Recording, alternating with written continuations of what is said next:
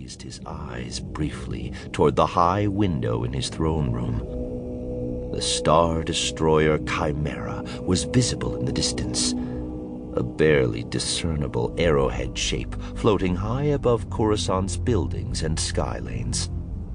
Normally, military craft that large weren't permitted closer than low orbit.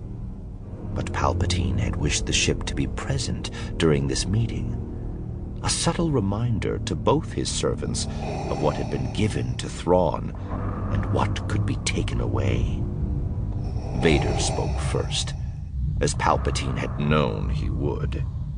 Perhaps you sense the rogue Jedi Kanan Jarrus, or the creature Admiral Thrawn claimed to have encountered on Atollon. Palpatine smiled thinly.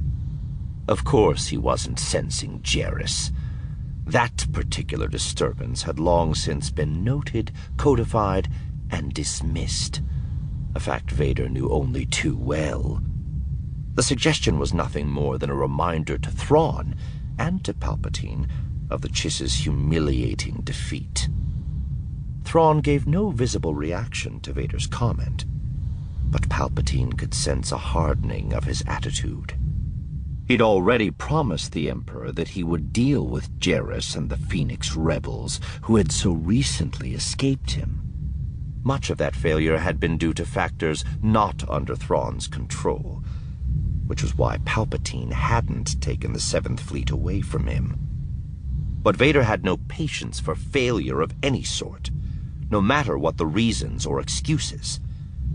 For now, he was waiting, but he was more than ready to step in to solve that particular problem if the Grand Admiral failed. "This disturbance comes from neither," Palpatine said.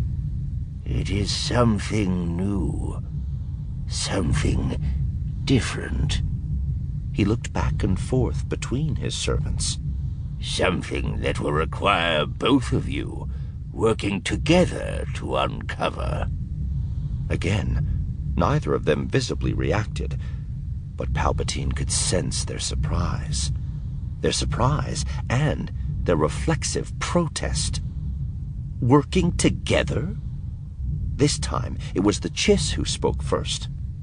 "With all due respect, Your Majesty, I believe my duty and my abilities would be best used elsewhere," he said. "The rebels who escaped Atollon must be tracked down and eliminated before they can regroup and join with other cells." "I agree," the Emperor said. "But the Seventh Fleet and Commander Woldar can deal with that without you for now.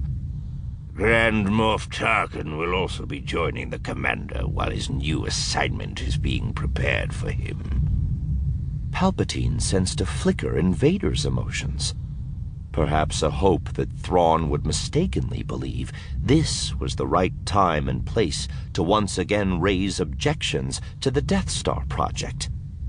Palpatine paused, offering the Grand Admiral the opportunity to do just that. But Thrawn remained silent. "While Woldar and Tarkin find and deal with the rebels," the Emperor continued, "you and Lord Vader would take your flagship to deal with this other matter." "Understood, Your Majesty," Thrawn said. "May I point out that Governor Tarkin is less familiar than I am with this particular rebel cell? Perhaps a more efficient approach would be for Lord Vader to be offered one of my Star Destroyers and seek out this disturbance on his own." Palpatine felt a sudden stirring of anger from his apprentice at Thrawn's unthinking choice of phrase. A Lord of the Sith was not offered a ship. He took what he wanted when he wanted it.